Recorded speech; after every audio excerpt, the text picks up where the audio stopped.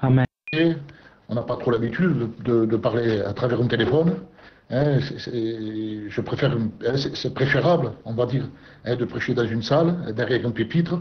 On voit les gens, on voit les visages. Hein, et si voilà, on s'adresse à un micro, hein, à un téléphone, et derrière ce téléphone, il y a une personne, des personnes, des gens, des âmes, qui écoutent le message de la parole de Dieu. Mais je ne vous cache pas que, pour moi, il y a beaucoup de crainte, mais il y a beaucoup de joie de m'adresser à l'église de Tarascon.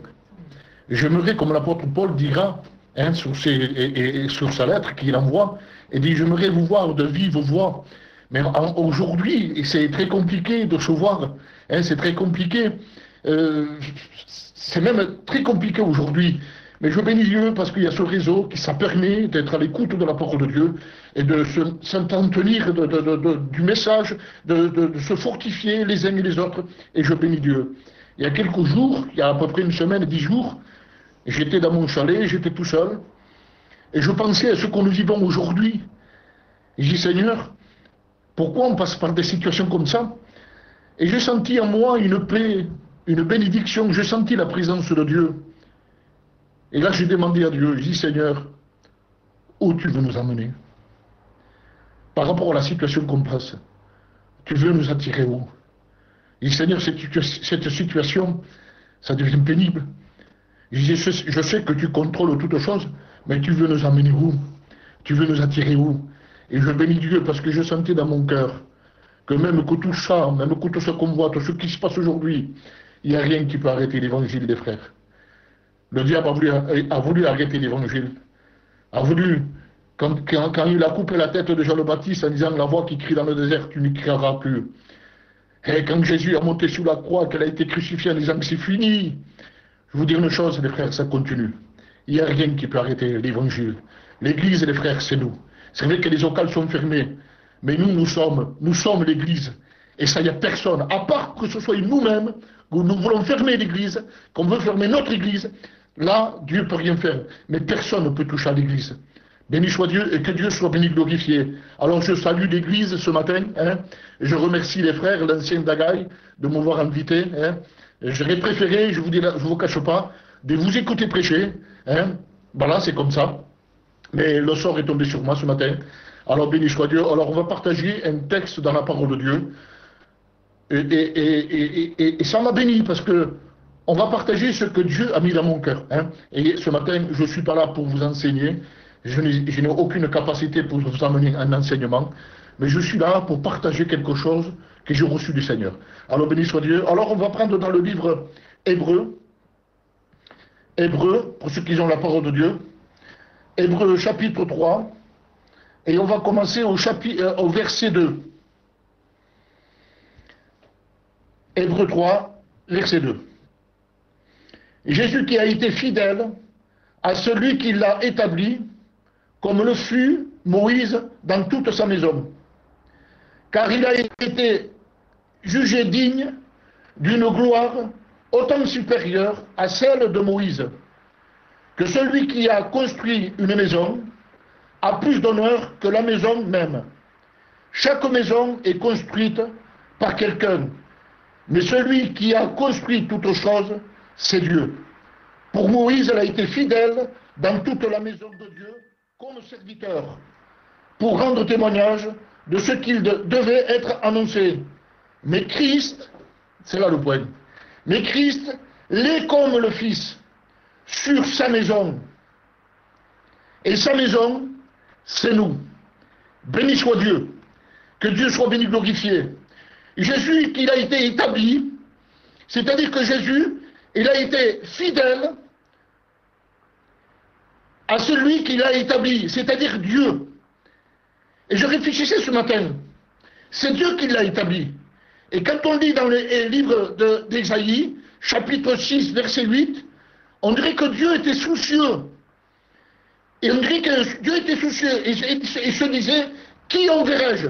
Et qui marchera pour nous? On dirait qu'il avait de l'inquiétude. Pourtant, il y avait les prophètes qui étaient là. Mais il ne trouvait personne digne et fidèle jusqu'au bout. Et là, il y a une voix qui se fait entendre. Et béni soit Dieu. C'est la voix de Jésus. Il dit, Père, envoie-moi. C'est-à-dire que Jésus, il a fallu que Dieu lui donne l'ordre de descendre. Il a fallu qu'il demande à Dieu, il dit envoie-moi, et Dieu dit va vers ce peuple. Il a fallu que Dieu lui donne l'autorisation de descendre. Mais il a été fidèle à celui qu'il a établi, c'est-à-dire Dieu, comme le fut Moïse dans toute sa maison. Pour Moïse, il a été fidèle dans toute la maison de Dieu. Et je m'arrêter sur ce mot-là, fidèle. Le mot fidèle est grand, je ne vais pas rentrer dans tous les détails. Mais vous savez que la fidélité plaît à Dieu. Parce qu'aujourd'hui, il faut dire les choses comme elles sont. Hein. Des grands adorateurs, il y en a très peu. Il y en a, béni soit Dieu qu'il y en a. Des lecteurs, béni soit Dieu qu'il y en a, mais il y en a très peu. Il y en a très peu. Aujourd'hui, on est particulièrement sur nos téléphones, sur Internet, que plutôt de lire la parole de Dieu et de se mettre à part. Alors la fidélité, ça plaît à Dieu. Et des fois, je parle pour moi, les frères. Je ne suis pas un grand adorateur. Je ne suis pas un grand lecteur de la parole de Dieu. Je fais comme je peux. Mais quand on est fidèle à Dieu, Dieu récompense notre fidélité. Parce qu'aujourd'hui, c'est vrai, surtout dans notre peuple, il y a beaucoup de gens qui ne savent pas trop lire et qui ne comprennent pas beaucoup la parole de Dieu. Mais je te dis, mon frère, ta fidélité plaît à Dieu. Et des fois, même qu'on arrive à se consacrer, être fidèle à Dieu, dans le peu de temps qu'on passe avec Dieu, mais restons fidèles, restons attachés à la fidélité, c'est-à-dire à nos églises. Il faut s'attacher à nos églises. Aujourd'hui, il y a beaucoup de choses qui se passent, beaucoup de troubles dans nos églises. Et aujourd'hui, la fidélité, il est très peu. Qui c'est qui prêche? Tout dépend de qui c'est qui prêche, vienne plus. Seigneur, que Dieu nous garde d'agir comme ça.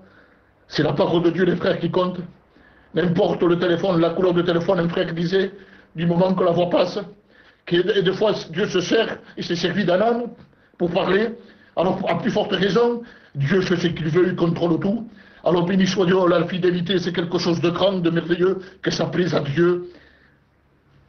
La Bible dira, sois fidèle dans les petites choses. Et aujourd'hui, malheureusement, les gens, les petites choses, ça ne les intéresse même pas. Ils veulent tout de suite monter à la grande échelle, au-dessus de l'échelle. Ils ne veulent pas monter à la première marche, ils veulent la plus haute marche, ils veulent aujourd'hui. C'est-à-dire quand aujourd'hui on propose à un serviteur, hein, on va mettre les serviteurs en première ligne, les serviteurs, ou les chrétiens, en disant, voilà cette petite tâche coupeteuse, mais pourtant, aux yeux des hommes, il n'y a pas d'importance. Ils disent, bon, c'est ça qui me confie. Mais la Bible dit, sois fidèle dans ces petites choses, afin que je t'en confie de d'autres plus grandes. Les frères, il faut commencer plus bas déjà. Il faut commencer à la première échelle. Seigneur, tu m'as confié ça. J'écoutais un jour Jojo de Montauban, ça fait des années ça. Et quand il venait à Montpellier, il disait, vous savez les frères, quand je me suis converti, le frère, il m'a établi autant que diacre. Il dit, je faisais le parterre avec un chiffon, il dit, je me mettais à genoux et je frottais le carrelage, il dit, et je pleurais. Et je pleurais, il dit. Si vous savez la joie que j'avais de nettoyer le carrelage, le parterre, il dit, c'était comme ça. Mais il a été fidèle dans les petites choses. Aujourd'hui, c'est un serviteur de Dieu, les frères. Alors, béni soit Dieu, sois fidèle à ce que Dieu t'a confié. Béni soit Dieu. Si le frère porte 10 kilos, que Dieu le bénisse. Si l'autre... Le principal, les frères, vous connaissez l'histoire des talents.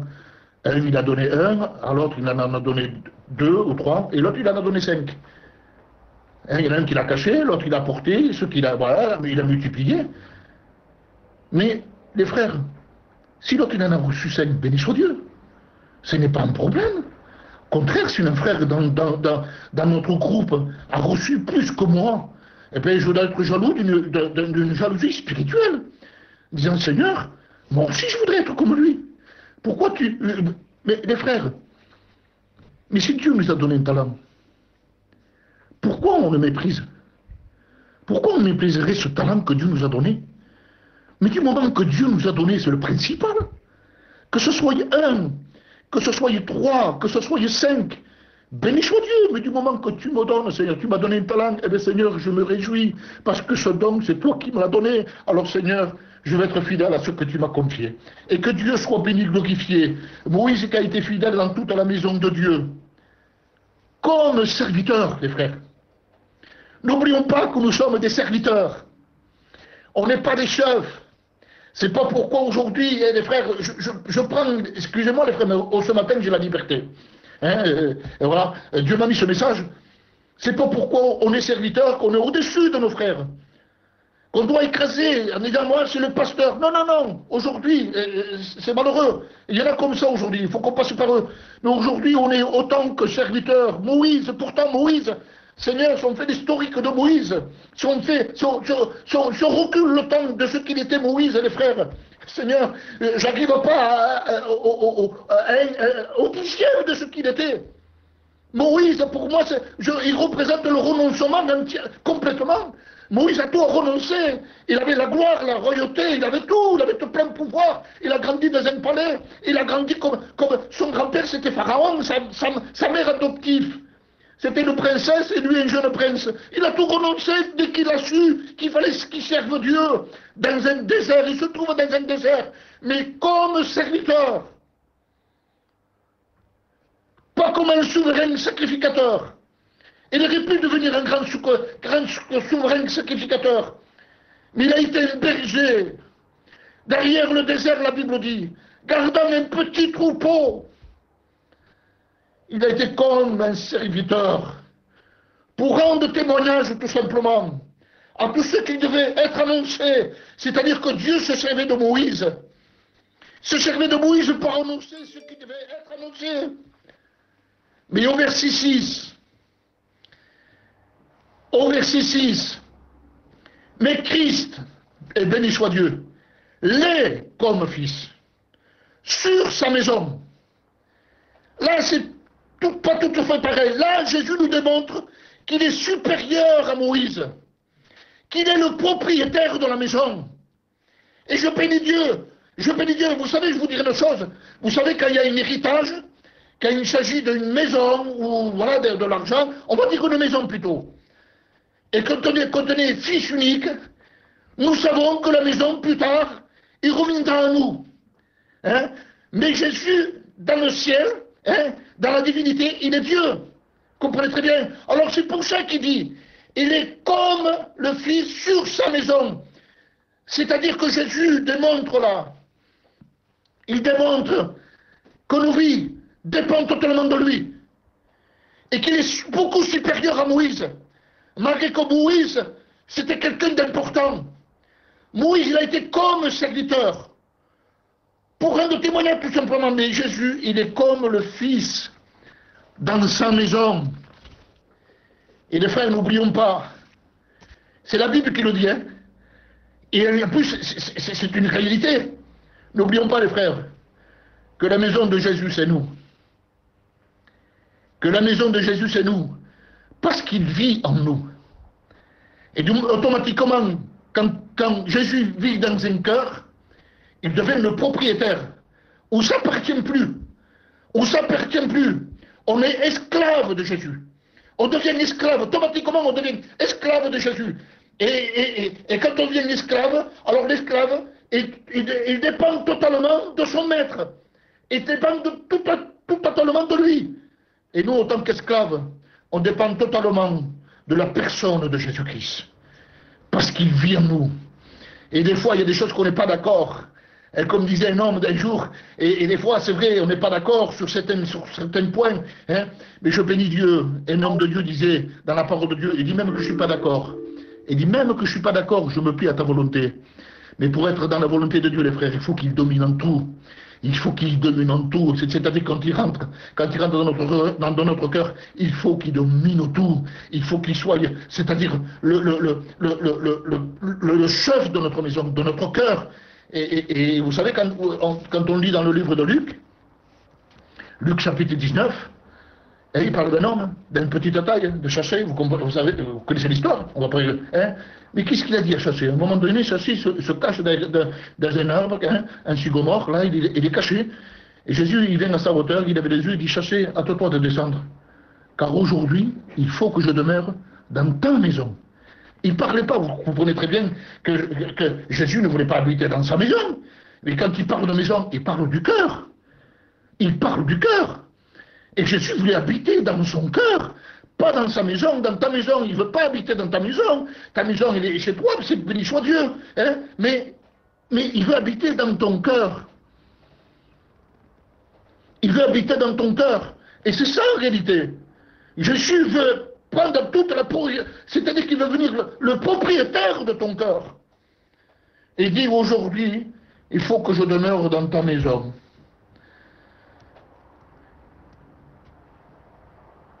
Et je bénis Dieu. Paul, l'apôtre Paul, aussi nous a comparé à quelque chose. Mais quelque chose qui quand j'ai lu ça, ça m'a béni. Quand j'ai eu cette pensée, Dieu m'a béni en vérité. Voilà, je porte ce que Dieu m'a porté, les frères, qui m'a donné. Je n'amènerai pas plus. Le surplus, celui qui va le faire. L'apôtre Paul nous compare à quelque chose. Dans le livre des Corinthiens, 1 Corinthiens, chapitre 6 et verset 19. Il dit, vous ne savez pas, on dirait comme on l'aurait oublié. On dirait que l'apôtre Paul nous rappelle quelque chose. Il dit, vous ne le savez pas. En disant, comment vous ne le savez pas? Il nous rappelle quelque chose. On dirait qu'on a délaissé quelque chose qu'on a oublié. Il dit, vous ne savez pas que votre corps, le corps est le temple du Saint-Esprit qui est en vous, c'est-à-dire à l'intérieur. Encore, ça parle de l'intérieur, ce n'est pas de l'extérieur. Aujourd'hui, malheureusement, les gens veulent voir ce qui est à l'extérieur. Et des fois, la vérité, les frères, on peut le tromper avec ça. Mais la Bible dit qu'on connaît son arbre, son fruit. Laissons parler les gens et on verra ce qu'il a. Et il dit, vous ne savez pas que vous êtes le temple du Saint-Esprit, que votre corps, qui est en vous, en intérieur, qui est à l'intérieur, vous êtes le temple du Saint-Esprit. Et béni soit Dieu. Quel privilège, les frères. Quel privilège. On va dire comme ça, quel titre que nous possédons. Être le temple du Saint-Esprit. On est fiers de porter ce nom. On est fiers d'être appelé le temple du Saint-Esprit. Et je bénis Dieu, les frères. Mais quand on rentrait dans le temple du Saint-Esprit, quand on rentrait dans le temple avant, à l'époque, quand on rentrait dans le temple, qu'est-ce qu'on voyait? Qu'est-ce qu'il y avait? Dans le temple, il y avait de la valeur. Parce qu'on peut être le temple du Saint-Esprit, et certaines valeurs qui étaient auparavant n'y sont plus. Et oui, on peut être le temple du Saint-Esprit, mais il manque des choses qu'on a délaissées, qu'on a oubliées, qu'on a négligées. Alors ces valeurs, il manque des valeurs dans le temple. Mais à l'époque, quand on rentrait dans le temple, on voyait des choses. Et un jour, j'ai eu le privilège d'aller en Israël. Et on a été avec tous les frères, avec un bus, on a été en Égypte. Et quand on a traversé la frontière d'Égypte, on a été dans le désert, au milieu du désert. Et dans le désert, il y avait un tabernacle, à l'identique comme la parole de Dieu dit. Les mesures, tout ce qu'il y avait, il était là-bas. Tout ce que la Bible le décrit, il était là-bas. Alors quand j'ai vu ça, Dieu me témoigne, j'étais même choqué. J'étais béni, vous ne pouvez pas imaginer, de la façon que j'étais béni de voir ce tabernacle qui était devant moi. Mais quand j'ai rentré dans ce tabernacle, au-dessus de moi, il y avait des couleurs, comme la Bible parle. Il y avait du rouge, du bleu, du blanc, il y avait d'autres couleurs. Il y avait ces couleurs-là qui étaient là. Et en vérité, je voyais, moi, dans mon pensée à moi, je croyais que le tabernacle était grand. Mais au contraire, c'était petit, c'était pas tellement grand. Mais quand j'ai rentré, la première chose que j'ai vue, sur ma droite, il y avait une petite table. Il y avait une petite table, et là, il y avait 12 pains. C'était la table des pains. Et je regardais, je contemplais cela, et j'étais béni.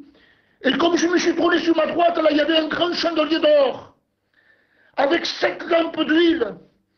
C'était pour éclairer le lieu saint, vous comprenez très bien. Et j'étais là, et je regardais ce chandelier, il était immense, il était tout en or.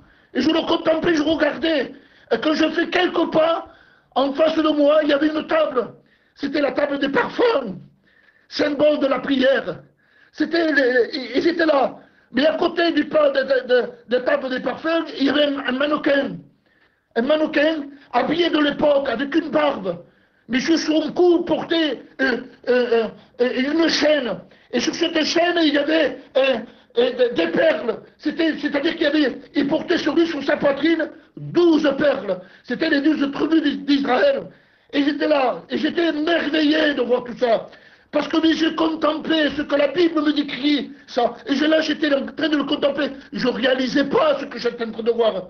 Mais ce qui m'intéressait, c'était au fond. Au fond, il y avait quelque chose. Il était caché par un rideau, un voile. Et il y avait ce voile qui était là. Et quand j'ai tiré ce voile, j'ai rentré dans le lieu très saint, où il y avait l'arche. Et là, je vous dis la vérité, les frères. J'étais béni. Je sentais la présence de Dieu sur moi. Je voyais l'arche devant moi, comme la Bible décrit, avec deux anges avec les ailes déployées, et c'est-à-dire penchés uns aux autres, comme ça, face à face. Et j'étais béni. Et quand j'ai penché ma tête, parce que le couvercle de l'arche était entrouverte, j'ai penché ma tête pour regarder à l'intérieur. Et là, qu'est-ce que j'ai vu? Là, j'ai vu la manne. J'ai vu la manne, j'ai vu le bâton d'Aaron, et les 10 commandements. Les frères, tout était à sa place. Il ne manquait rien. Tout était là. Tout était là pour que le peuple soit béni. Tout était à disposition du peuple. Et je bénis Dieu. Et nous on dit, nous sommes le temple. Avec une fierté. Avec une fierté, on dit, on est le temple du Saint-Esprit. Mais est-ce que tout est à sa place, les frères? Est-ce que tout est à sa place?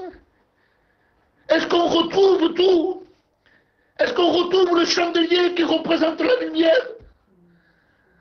Les 12 pains qui représentent la parole de Dieu, on va dire?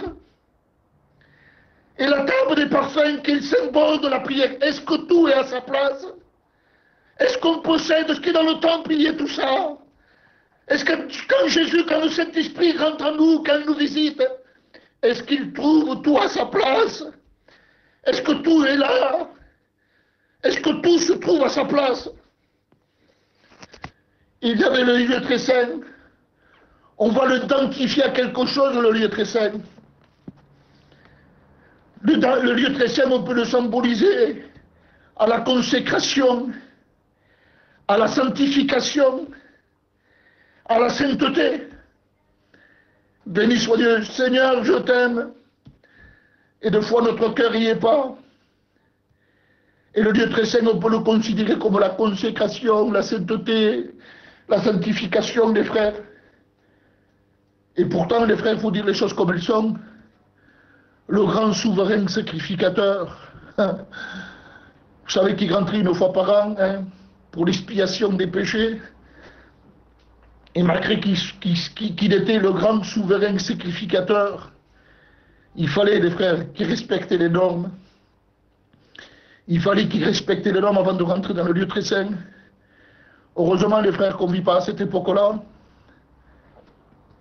Imaginez-vous aujourd'hui en train de vous prêcher. Un jour, je le disais, dans mon église où j'étais responsable, si le pupitre serait le lieu très saint, qui voudrait témoigner? Qui voudrait chanter? Qui voudrait prêcher? Parce que si on n'était pas conforme à ce que Dieu exigeait, on mourrait. Qui prenait la responsabilité de pouvoir chanter derrière un pupitre? Si le pupitre deviendrait le lieu très saint, qui aurait le courage de dire, parce qu'aujourd'hui, les gens, voilà, on ne les fait pas trop prêcher, ou trop chanter, ou trop témoigner, ça devient très compliqué aujourd'hui. Mais le souverain sacrificateur, il fallait qu'il soit aux normes. Il faut avoir du courage, les frères. Dieu me témoigne, si Daga, il m'aurait dit, Mario, tu vas rentrer derrière le pupitre, mais il faut que ta vie soit conforme. Je lui ai dit, Daga, prêche-toi, mon frère.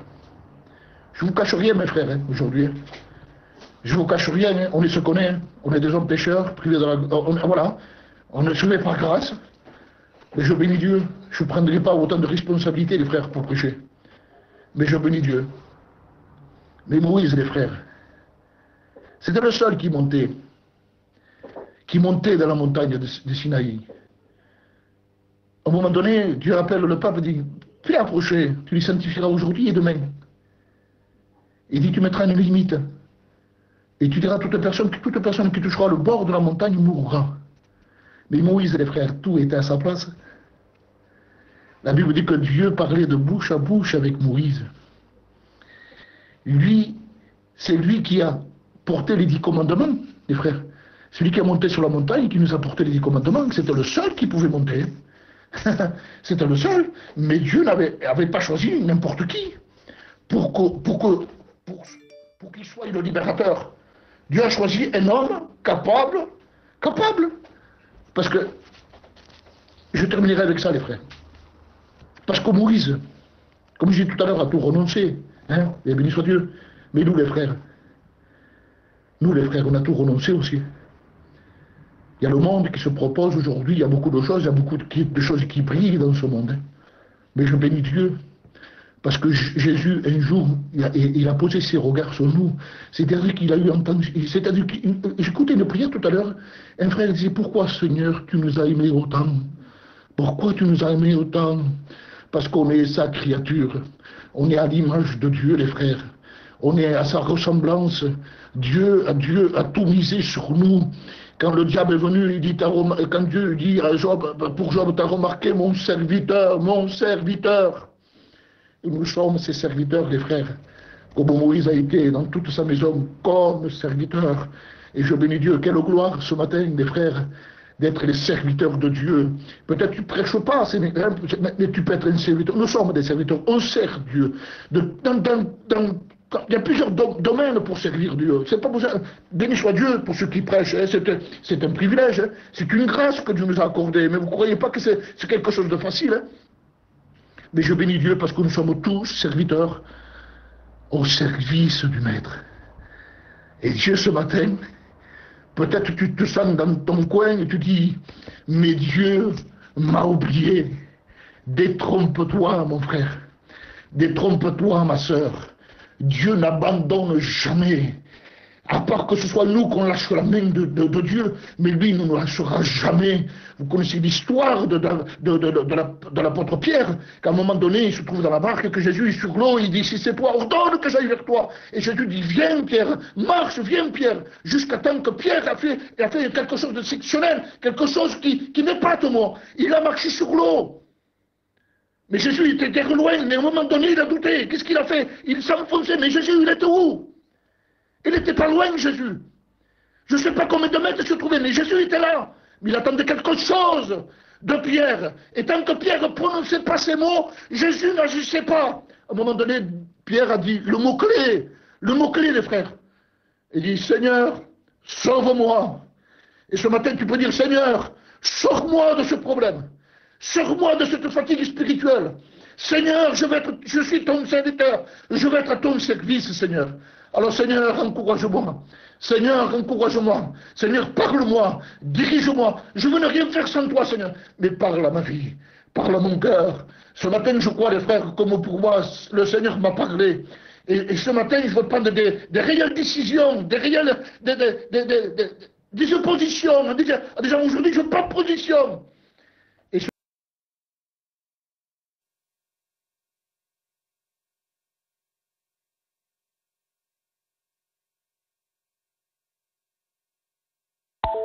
Avant. Alors ce matin, je veux faire un examen. Et Seigneur, ce matin, je mets mon cœur devant toi. On prie ensemble, les frères. Seigneur, je te loue pour ta parole. Mais ce matin, Seigneur, ce matin, je veux faire mon bilan. Et je ne peux pas me tromper, Seigneur. Je ne peux pas me tromper moi-même parce que je sais ce qu'il y a dans mon cœur et ce qui manque dans mon cœur. Seigneur, je te demande pardon pour mes négligences, pour mes fautes, Seigneur. Pour mon manque de temps avec toi, Seigneur. Mais Seigneur, je veux que le chandelier soit là.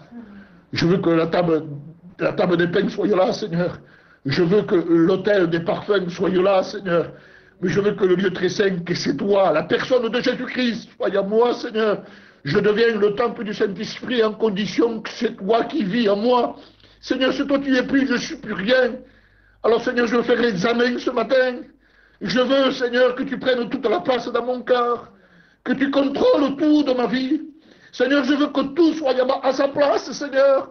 Seigneur, donne-moi, Seigneur, à mettre tout en ordre dans mon cœur. Je ne veux pas juger les autres, Seigneur, mais ce matin, c'est mon examen à moi. C'est mon contrôle à moi. Je fais mon contrôle, mon bilan de ma vie. Et je sais, Seigneur, qu'il me manque beaucoup de choses. Seigneur, est en tes mains. Bénis-nous, Seigneur. Merci, Seigneur. Je te loue pour ces quelques mots que je dis de ta part, Seigneur. Ce matin, je ne suis pas là pour juger, Seigneur. Je n'ai pas pris ce message pour pointer du doigt. Non, Seigneur. Mais c'est toi qui as mis ce message, Seigneur. Alors, Seigneur, maintenant, fais ton travail. Que les frères et les sœurs qui écoutent, nos amis peut-être qu'ils écoutent, je te prie que ta parole maintenant, Seigneur, travaille leur cœur. Permets ta grâce, Seigneur, qu'il fasse un bilan, comme le Fils prodigue qui est rentré en lui-même. Seigneur, donne-nous rentrer en nous-mêmes, Seigneur, je t'en supplie. Bénis l'église de Tarascon. Bénis les frères qui travaillent dans l'ombre, ceux comme nous, on ne voit pas. Bénis, Seigneur, les pasteurs, les candidats, les étudiants. Bénis les anciens, bénis Dagaï, bénis-le dans son ministère. Bénis les frères, Seigneur, bénis ton œuvre, Seigneur, garde-nous. Et que ton nom soit béni, glorifié. À Dieu soit la gloire. Que Dieu vous bénisse, les frères et les sœurs.